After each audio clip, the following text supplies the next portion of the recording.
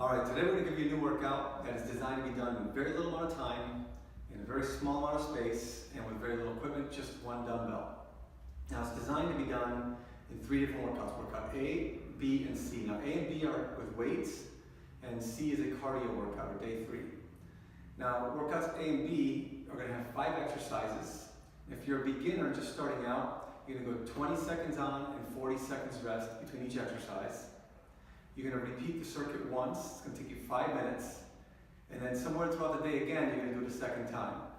If you're a little bit more advanced, an intermediate type exerciser, you're going to do 30 seconds on and 30 seconds off between each exercise. You're going to go through the circuit twice, which will be a total of 10 minutes, and then you're going to do that a second time throughout your day. So 20 minutes total of exercise. If you're more advanced in exercise and you really want to push yourself, you're going to do 40 seconds of exercise with just 20 seconds of rest. Now you can go through it twice or 3 times, so either 10 or 15 minutes, and you're going to go twice around, so again, at different times throughout your day, to get a total of either 15 or 30 minutes of exercise. And now for cardio, you're going to have 3 different cardio movement patterns. And you're going to do them continuously regardless of your level, beginner, intermediate, advanced. You're going to continuously move, just move at whatever pace you're able to. Here's the way it differs though. For beginners, you want to shoot for 8 to 12 minutes of exercise. Intermediate, you're going to do between 10 and 20 minutes of cardio exercise. And more advanced, you're going to shoot between 15 and 30.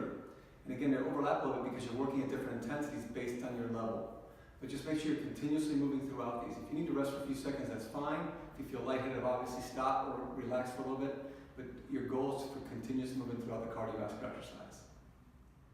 Now for each workout, you want to make sure you start out with a nice proper warm-up.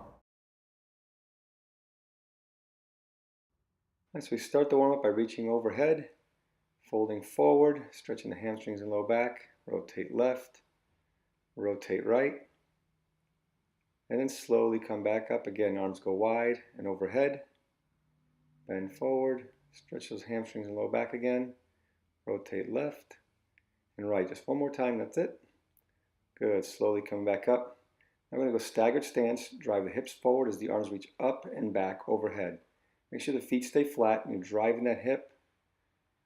Again, just twice on each side. One hand goes on the hip and reach the opposite arm overhead and to the side. Great stretch for the rib cage here. Again, just twice on each side. Nice side bend. Move into a rotation. Left, right. Left, right. And here we're just going to kind of swinging our arms, rotations, warming the shoulders up, getting heat in the muscles, getting ready for exercise. So just 10 forward and 10 backwards. From here we're going to just go into jogging in place. This is just a great way to start bringing up our oxygen level, increasing our blood flow, getting the heart rate going. Just a great way to warm up for exercise, keep the core engaged. This also strengthens our ligaments and tendons in our ankles, knees, and hips. I do want to mention that if you cannot jog in place, then you're also able to just march in place, which is putting your hands by your head and just march opposite arm with a little bit of rotation. Again, do this at a fast pace because our goal is to get the heart rate up and get the blood pumping.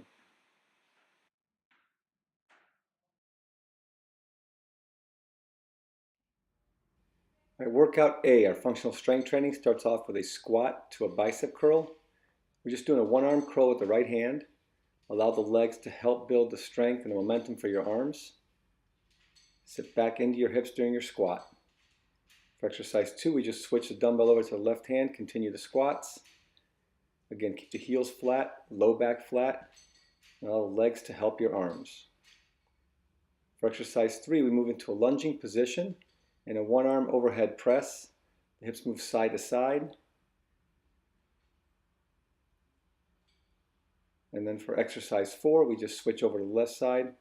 If you need to hold on to something for balance, go ahead, but this is a great exercise to work on your balance as you're pressing overhead. And last exercise 5 here is standing twist. The hips go back a little bit, core engaged, and arms away from your body as you twist from side to side.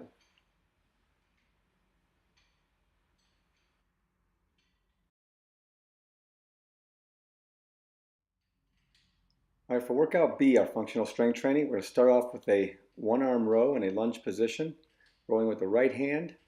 So the left hand rests on your left thigh, keeping the low back nice and flat as you bend forward. Second exercise, we just switch over to the left hand. If you need to use the opposite hand for balance, go ahead and hold on to something, but otherwise keep it on that thigh for rest. For the third exercise, you go all the way down onto one knee and do an overhead tricep press. Keep the abs engaged, elbows in close to your ears, and reach as far back as you can. Open those shoulders all the way up. For the fourth exercise, we do a goblet squat, holding the weight right by our chin. We're going to do a narrow stance, so the feet close together, hips go way back, and heels stay down the whole time. So as you sit back into your heels, and then we finish off with a dumbbell swing, kind of driving the hips back and hips forward, and allowing the arms to swing to about eye level. Driving the hips, and keep your core engaged.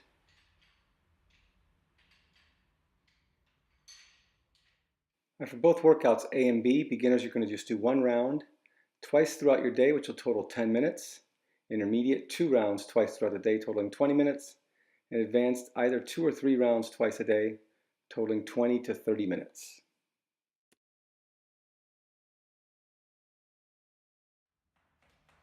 For workout C, our cardio routine, we just do jogging in place.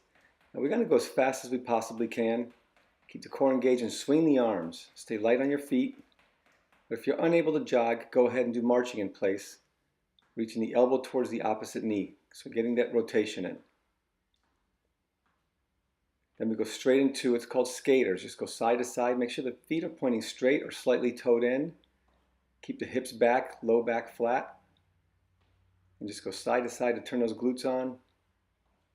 Keep going as long as you can.